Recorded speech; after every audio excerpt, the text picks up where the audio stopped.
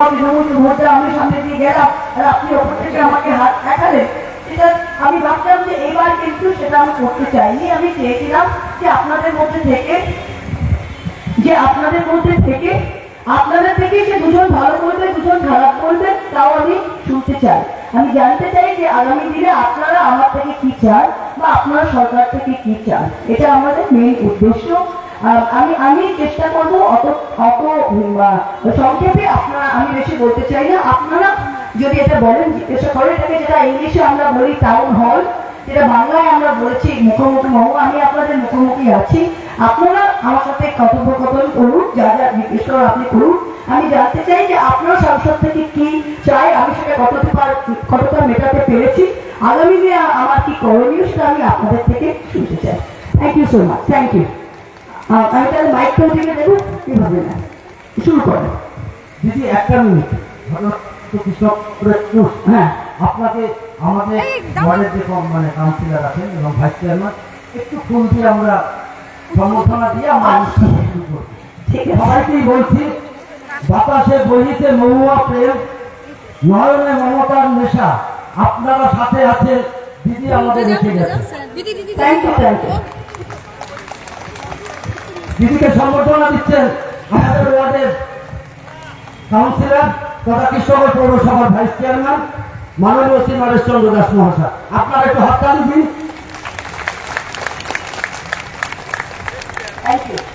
কারণ আজকের প্রোগ্রাম আর আমরা কাউকে মঞ্চে তুলব না। দিদি যদি অনুমতি দেন তাহলে আমরা নরেশটাকে মঞ্চে বসতে বলতে পারি, দিদির অনুমতি সাপেক্ষে। আচ্ছা, ঠিক আছে। এবার আমি আপনাদের কাছে যাবো। হাত তুললেই আপনাদের যদি কোনো প্রশ্ন থাকে, আমি আগেই বলেছি যে সেটা অভিযোগ হতে পারে, অনুযোগ হতে পারে, ভালো প্রস্তাব হতে পারে। আপনারা যে কোনো রকম প্রশ্ন রাখুন, দিদি তার সাধারণ। আমি একটাই রিকোয়েস্ট করব যে আপনারা খুব সংক্ষেপে বলেন আপনার নাম, আপনার ওয়ার্ড নাম্বার, আর যা বলবেন সংক্ষেপে বলবেন, ঠিক আছে? Thank you. যে সময়কে অপেক্ষা রেখে থ্যাংক ইউ। তুলে যাবো।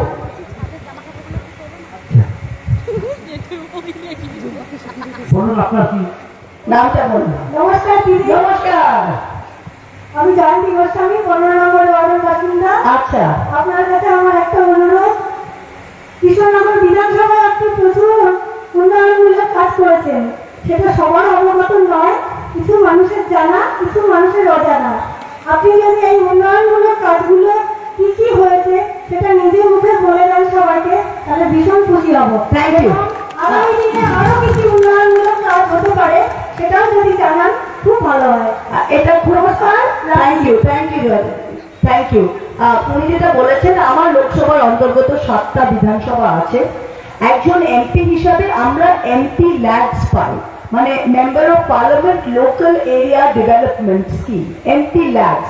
সেটা বছরে আমরা 5 কোটি করে প্রত্যেকটা এমপি পায়।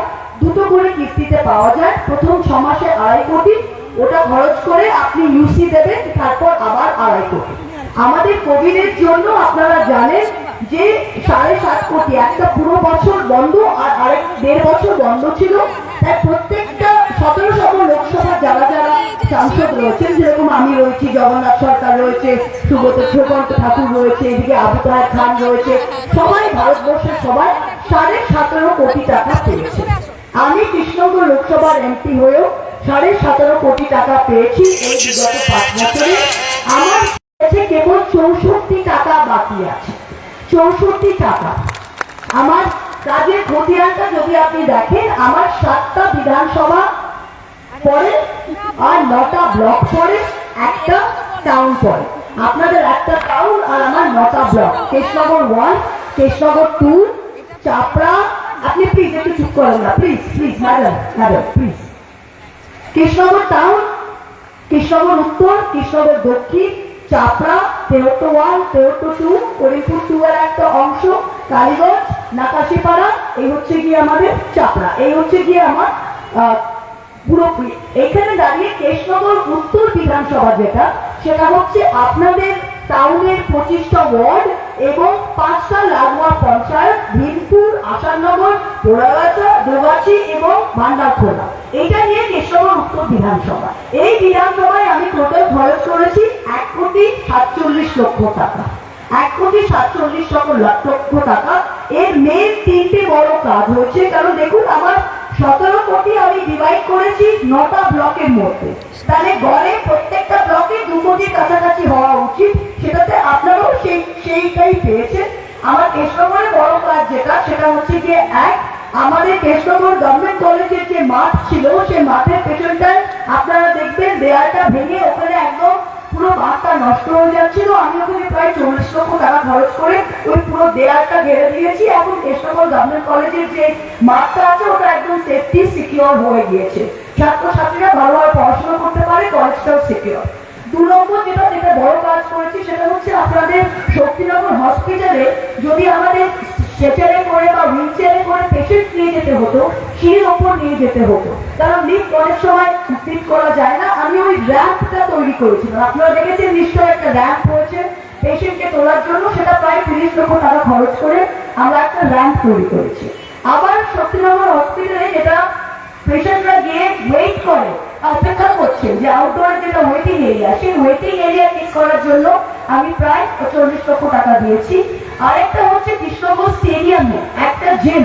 আপনারা জানেন যে কম বয়সী ছেলেমেয়েরা আজকে সবাই করা উচিত, শুধু কম বয়সী না, আমাদের সবাই মধ্যবয়স্কদেরও করা উচিত, আমাদের শরীর চর্চাটা করা উচিত। সেখানে মানে হেলথ কনসিয়াস হয়ে সেখানে আমরা একটা জিম তৈরি করেছি প্রায় 40 লক্ষ টাকা দিয়ে। এই হচ্ছে বড় কাজ।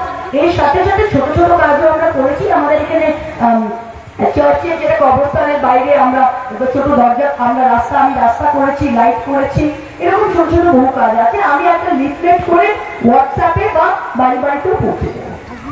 আর কিছু আছে?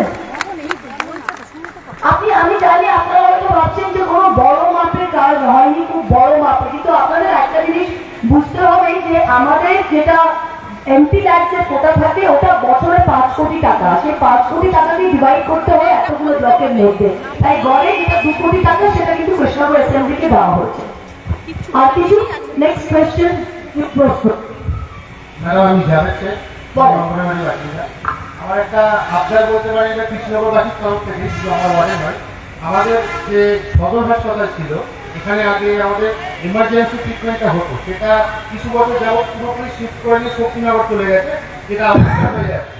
আমাদের এখানে আজকাল পর করে যাক রাতের দিকে খুব প্রবলেম। হ্যালো, তো অ্যাটলিস্ট যদি আমাদের এখানে ইমার্জেন্সি ডিপার্টমেন্টটা যদি আবার চালু করা যায়, তাহলে আমাদের শহরের যে বাকিরা আছে তাদের পক্ষে আমাদের ইমার্জেন্সি ট্রিটমেন্টটা পেতে খুব সুবিধা হবে। আমি এটা ডেফিনেটলি আমি স্বাস্থ্য দপ্তরের নজরে তুলবো, কিন্তু নর্মালি কি হয়, আমার স্পোকে হাব মডেলে কাজ করি একটা শহরে, এটা শক্তিনগর তো 10 নম্বর ওয়ার্ডে, শক্তিনগর 10 নম্বর ওয়ার্ডে, বেশি দূরে নয়। যখন আমরা খুব উন্নত ভাবে এমার্জেন্সিটা করতে চাই, 2 জায়গায় করাই সম্ভব নর্মালি হয় না, তাই জন্য একসাথে শিফট করা হয়েছে। কিন্তু আপনি যা কথা বললেন আমি ওটা ডেফিনেটলি তুলে দেবো। 3 নম্বর জিজ্ঞেস করুন। আপনার প্রশ্ন আছে? আপনার যা আছে বলুন, এটা কোনো শেখানো পড়ানোর ব্যাপার নেই, আপনার যা ভালো খারাপ যা বলতে চান আপনার জিজ্ঞেস করুন। আপনার নাম বলবেন, ওয়ার্ড নাম্বারটা বলুন। আমি তারক সরকার, একজন শিক্ষক, 16 নম্বর ওয়ার্ডের বাসিন্দা। আমরা 6 মাস ধরে এই নাচ লেন আমাদের একটি ড্রেন আছে, ছোটোখাটো বিষয়, তবু আমরা খুব কষ্টের মধ্যে দুর্বিষহভাবে আছি। মিডিয়াও এসছেন, পেপারে দিয়েছে, অনেক কিছু হয়েছে। আমাদের যে কাউন্সিলর তিনি অনেক চেষ্টা করেছেন, কিন্তু মিউনিসিপ্যালিটি কিছুতেই যাওয়া হয়েছে, কোনো কাজ হয়নি। সেই জন্য আমরা ড্রেনটা কি খোলা ড্রেন, প্রবলেম খোলা ড্রেন কভার করতে হবে না সংস্কার করতে হবে? সংস্কার করতে হবে এবং নতুন করে করতে হবে, কিন্তু কোনো রকম কোনো রেসপন্স নেই। আর কত লেন্থটা কত? 200 মিটার হবে। 200 মিটার হবে, ঠিক আছে। এখন তো নির্বাচন বিধি চালু হয়ে গেছে, আমি তো এখন ওটার কোনো প্রমিস করতে পারি না। আমি নির্বাচন বিধি চলাকালীন এটা প্রমিস, মানে আমি এটা তো ডিরেক্টলি বলতে পারি না, আমি এটাই বলতে পারি যেটা আমি ওটার পর ডেফিনেটলি নজরে আমি লিখে রাখছি। এটা প্লিজ নিরঞ্জন কে আছে এখানে অফিস থেকে, প্লিজ কেউ একজন লিখে রাখুন। 15 নম্বর ওয়ার্ড, এটা কোন এক্স্যাক্টলি লোকেশনটা কত কি? নাথ লেন 200-250 মিটার মতো ড্রেন সংস্কার এবং cover. Thank you sir, thank you. আর এত মহিলাদের কিছু বলেন নেই, এর কি কথা? প্রশ্ন আছে বলেন আপনারা। তোমার নামটি বলবে, ওয়ার্ডটা। আমি কৃষ্ণেন্দু রায়, 15 নম্বর ওয়ার্ড থেকে বলছি। হ্যাঁ বলুন। বলছি আমাদের 15 নম্বর ওয়ার্ডের সামনে থেকে বেলিখালি খাল যেটা, হ্যাঁ। আমরা ছোট বয়স থেকে দেখতাম আগে বেলিখালি খালের মধ্যে জল ছিল, কিন্তু বর্তমানে কি হয়েছে, খালটা এখন সংস্কার সেভাবে হয় না, যার ফলে খালে এখন জল নিকাশি কোনো ব্যবস্থা নেই, আর ময়লা ভর্তি হয়ে গেছে। আমি হ্যাঁ। চাইছি ম্যাডাম আপনি আবার ক্ষমতায় আসার পরে মানে আপনি আবার এমপি হওয়ার পরে যদি আমাদের বেসিক্যালি খালটা সংস্কার করে ওটা যদি একটা পার্ক মতন করে বা জল ব্যবস্থা করেন, এবং যেটা আপনি এমপি থাকার জন্য যে প্রপোজাল দিয়ে যে আমাদের ওই ফ্লাইওভার যে একটা প্রপোজাল দিয়েছিলেন হ্যাঁ। বেল এগারোটা, ওই প্রকল্প যদি বাস্তবায়িত হয় তাহলে ম্যাডাম আমরা কৃষকরা খুব উপকৃত হব। আমি এখানে তিনটে জিনিস আমি প্রপোজাল দিয়েছি। এক হচ্ছে কি আমাদের রিভার সাইড বিউটিফিকেশন যে সাইডটা প্রজেক্টটা, ওটা ডেফিনেটলি হবে, যেটা আপনার সোমনাথ জায়গাটা ওখান থেকে সাইড বিউটিফিকেশন প্রজেক্টের ডিটেলসটা আমাকে দাও না একটু। সোমনাথ হ্যাঁ হ্যাঁ, ওটা এক্সাক্ট ডিটেলস আমাকে বলুন তো, কদমতলা ঘাট হইতে। হ্যাঁ, কদমতলা ঘাট থেকে ব্রিজ অব্দি যে নদীর ধার দিয়ে যে বিউটিফিকেশনটা, ওটা আমি প্রপোজাল দিয়েছি, ওটা এবছরই পাস হওয়ার কথা। ওটা 1 নম্বর। 2 নম্বর আমাদের যেটা বেঙ্গলানা ফ্লাইওভার, সেটা আমি রেলকে দিয়েছি এবং আপনি ফেসবুকেও লেখা আছে যে আমি ওটা দিয়েছি। 3 নম্বর যেটা কেষ্টনগর করিমপুর রেল, সেটা আমার চিঠির জন্য আমি চিঠি লিখেছি এবং অশ্বিনী বৈষ্ণবকে আমি নিজে মিট করে রিকোয়েস্ট করেছিলাম। আমার চিঠির ভিত্তিতে রেল 2 কোটি টাকা স্যাংশন করে, কিন্তু এখন সেটা সার্ভেটা হচ্ছে। আপনি যেটা বললেন যে খাল সংস্কার নিয়ে, ওটা আমি ডেফিনেটলি আমার লিস্টের মধ্যে রেখেছি। আমি বিগত 5 বছর ধরে ফ্র্যাঙ্কলি গ্রামীণ এলাকায় বেশি ফোকাস করে ওগুলো করেছি। এখন ওটা একটা স্ট্যান্ডার্ডে এসে গিয়েছে। এখন আগামী যে 5 বছর আছে, ওটা আমি কৃষ্ণনগর শহর এবং শহর কেন্দ্রীয় এলাকাগুলোতে টাইমটা দেবো। ধন্যবাদ দিদি। I will be a voter set from after April. Right, So I think that there should be a facilities for that because I agree, I agree. because there is no cultural events. Whichever cultural events are happening, there are some organized. এখানে কোনো মুক্ত মঞ্চ বা কিছু নেই এরকম ভাবে। একদম। এটা আমার খুব ভালো লাগলো। তোমার নামটা কি বললে? নীলাদ্র গুহ। নীলাদ্রকে খুব ভালো লাগলো। আমি যখন 2016 সালে করিমপুরে ভোটে দাঁড়িয়েছিলাম, তখন করিমপুরে আমি এরকম একটা মিটিং করেছিলাম, আর পাবলিক থেকে একটু শুনতে পেয়ে পাবলিক থেকে একটা আওয়াজ এসেছিল যে করিমপুর নাট্য জগতে কিন্তু করিমপুর খুব বিখ্যাত। তা মানুষ আমাকে বলেছে, দিদি আমরা একটা মুক্ত মঞ্চ চাই, যেখানে আমাদের যদি আমরা বাউলের প্রোগ্রাম করি, গৌরভাঙা আছে, আমাদের বাঁশ বেঁধে প্রোগ্রাম করতে হয়, আমাদের কোনো হল নেই, যদি কিছু একটা এক্সিবিট করতে হয় আমাদের হল নেই। তো আমি সেই করিমপুরের এমএলএ থাকাকালীন আমি একটা মুক্ত মঞ্চ, লালন মঞ্চ করেছিলাম, তার সাথে একটা সদ্ভাব পাণ্ড করা হয়েছিল, যেখানে এখন পেন্টিং এর এক্সিবিশনের জন্য দেওয়া হয়, যেটা লালন মঞ্চে যেন ভগিরা থেকে সব ব্যান্ড আসে, আমরা আনতে হতো করি।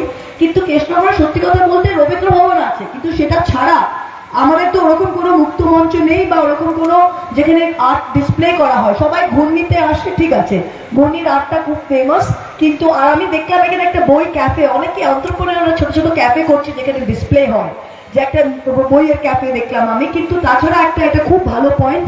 Krishnanagar, I am very proud of Krishnanagar, and আমরা করিমপুরের মতো জায়গায় এটা করতে পেরেছি, এটা কৃষ্ণনগরে থাকবে না, that is also very true. This is a very good proposal. আমরা আর্ট অ্যান্ড কালচারের জন্য আমরা সবসময় যে বাঁশ পেতেই আমাদের করতে হবে প্রোগ্রাম, একটা পার্মানেন্ট মুক্ত মঞ্চ থাকুক বা একটা এক্সিবিশন হল থাকুক, this is a very very important. I will definitely আগামী 5 বছর এটা list of top things to do. এটা খুব ভালো সাজেশন। এরকম সাজেশন থেকেই করিমপুরের ওটা হয়েছিল, সেটা আজকে কোন জায়গায় চলে গিয়েছে। পরবর্তী প্রশ্ন, রেজাল্টটা লিখে রাখো। হ্যাঁ, নামটা বলবেন, ওয়ার্ডটা বলবেন। আচ্ছা, কেউ ঘড়ির দিকেও নজর রাখবে না। পরেরটা কোথায় বলবো? আমি লিলি দাস, 15 নম্বর ওয়ার্ডের বাসিন্দা।